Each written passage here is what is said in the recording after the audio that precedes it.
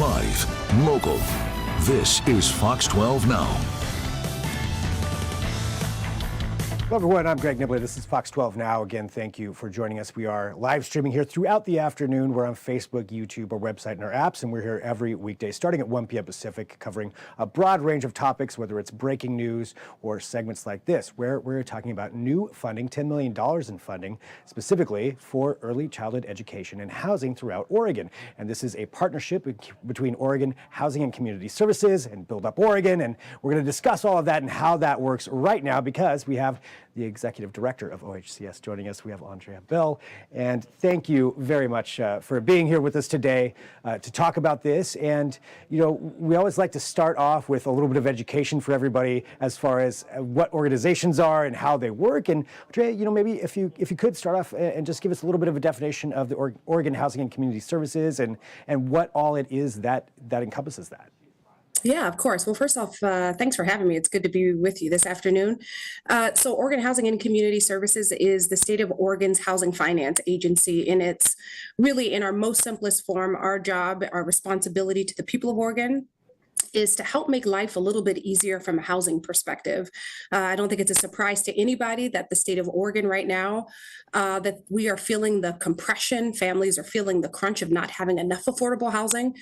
So we steward both state and federal resources to help build up a more affordable rental housing, create pathways for home ownership and down payment assistance, really focus on critical resources with our partners to towards eviction prevention, serving people experiencing unsheltered homelessness, really all of the things that people need to get by and to sustain their housing. Part of our work at the state is to help really facilitate the conditions and circumstances to make that real for people. And so that's a lot of things then that you're working on right there, as far as encompassing so many different issues that Oregonians may be facing. And so when it comes to this new funding, I guess let's talk about that as far as with Build Up Oregon and this $10 million in funding, which could relieve some of those issues that some people are facing. That's right. Well, I think just as you mentioned, in addition to not having enough affordable housing, more than 30 of Oregon's communities are also childcare deserts. That isn't just a data point or a statistic or an inconvenience for an individual or a family. That really impacts our children and families, and frankly has a direct tie to our economy as well. And so what these series of investments do is not only point to that data and point to that reality, we actually are doing something about it. So the OHCS Co-Location Fund really is a statewide effort in partnership with Build Up Oregon to do a few things. The first is to, one, continue building more affordable housing, but to also increase and stabilize our early child care slots across the state. And so whether that be an early learning facility co-located as part of a housing development or stabilizing family childcare that a lot of us rely upon or went to, this is what these investments really are aimed to do.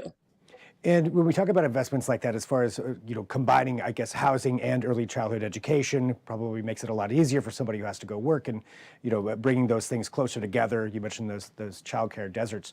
Does this kind of funding, is this primarily more towards rural communities, which may not have access or at least not geographically located near other communities with that? Or would this be in urban areas like Portland as well? Absolutely. This is a full statewide program, and we hope to see projects and resources going and really felt in communities across the state. You know, I think candidly, Oregon families have long understood, and our pocketbooks have long understood, the intersection and the tie between the cost of and not having enough affordable housing and childcare. And really at the state level, our job is to really sort of understand that experience and really create solutions for that. I also think it's really important to know that when we talk about childcare and investment in early learning, so we're thinking about children 0 to 5. This is also about getting a solid start in life for Oregon children. This is about supporting parents to fully participate in work or school. This is also about valuing our child care workers of that. You think about how many individuals and families need to be able to get to work or school, and there's no access to child care, or it's not affordable. These are things that we want to talk about and understand. We also need to do something about it. And so this is really seed investments to really start that work in action. I think something else that you mentioned that is interesting. I mean, obviously, this is a combination of the housing and the childhood, but you also mentioned that this ties into the economy as well. And could you speak to that just a little bit more about how important all those are as far as tying into everything else? Maybe somebody isn't concerned about housing or they don't have children or maybe it's not directly affecting them, but obviously this Right. does tie into the greater economy. It absolutely does. I mean, I think we are all living out and experiencing to varying degrees the impacts and the compression of our economy right now. Everything from the cost of Cheerios to gasoline to just regular everyday things. Oregon families are feeling that compression, and that is a real thing. Now, even though some of those things are out of the span of the control for the department and many of our partners, there are other things that we can help bring alleviation to that. And so I think about this in sort of a couple of ways. When we think about businesses, even particularly small businesses, in order to retain the business, to keep things moving, you need employers, you need employees, and employees have to be able to get to work. And if they are caring for young children, they need a place to go. And so I think that's an important piece of it. The other piece of just strengthening the economy as well is childcare has long been understood as strengthening our economy and investing in our children and families in that particular way. And so I think more and more we're starting to understand not only the realities of our economy, but the things that we can do something about while also trying to make everyday life a little bit easier for Oregonians. And when we don't make those types of really critical investments, proactive investments, it's not only a loss for that community and that particular individual, it's also a loss for that family and that household as well. And so this is a way that we are investing in Oregon families and Oregon children. This is about the now of Oregon, but this is also excitedly about the future of our of Oregon families as well.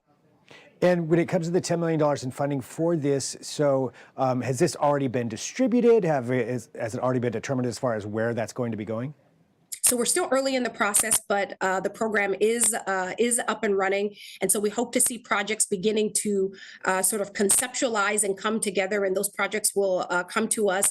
What's really great about it is if you can think about the expertise on the development side, somebody that knows how to build, and then the expertise of what the needs are of Oregon's children's really coming together to really think about a concept, build it out, and get it into community. And our hope and desire is that as people are navigating their day-to-day, whether it's in a car or on a skateboard or however they get around, that when they see sort of dirt and they see that dirt build up into actual infrastructure and that infrastructure welcoming families and kids, this is an opportunity to better connect communities. And so we're looking forward to seeing those projects along the way. I know that here in the state we're tracking it, but also at the federal level, it's been a big part of the federal conversation, which is economy and strengthening our child care system.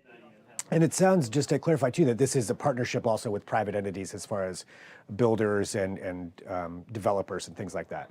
That's exactly right. And so the resources, what they do actually is intended to make the resources available to actualize these types of concepts in a way that is in the context of each community. So no community is exactly alike. And so to that end, we would hope to see, and we will see projects that look a little bit different in the context of that community and in the context of that family.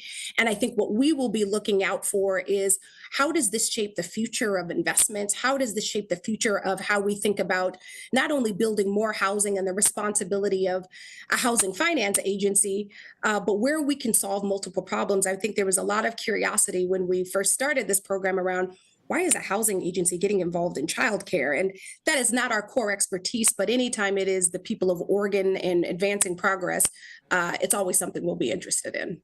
Well, I think the way that you've just explained it does make perfect sense. I mean, where somebody lives, to have that closer to them makes sense rather than having to commute somewhere just to do that side of things, taking away from the economy. So yeah, thank you for clarifying all of that, and that does make a lot of sense when it comes to that. Anything else that you think is important for people to know just about this funding or this project in general? Yeah, well, I would just say a couple of things. I think really most importantly, what we hope people really take away from these sorts of investments is us at the state level and OHCS in partnership with all of the folks that help us to realize these investments is that we are thinking about not only volume of housing, but where we can solve multiple issues, where we can think about things in the context of community. That's thing one. And then I think the other piece of this is a proactive investment. Right now, I think we're all looking at and realizing sort of the issues that are facing everyday Oregonians, from wages, not enough housing, not enough childcare, healthcare, all of the different things that Oregon families face.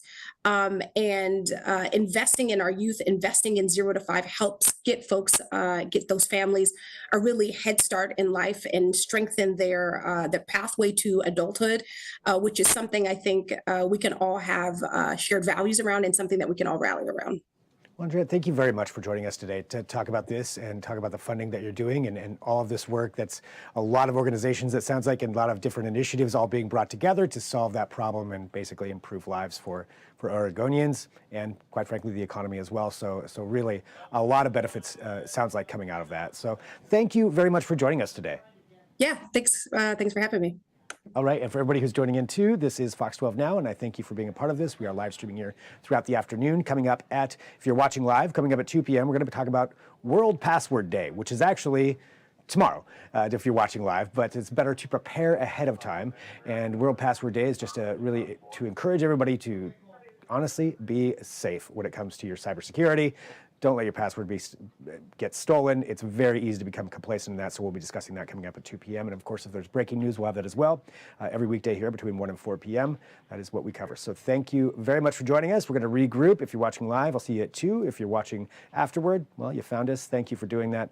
I do encourage downloading the Fox 12 Oregon app. That's a great way to watch this show and everything else that we have here at Fox 12 Oregon.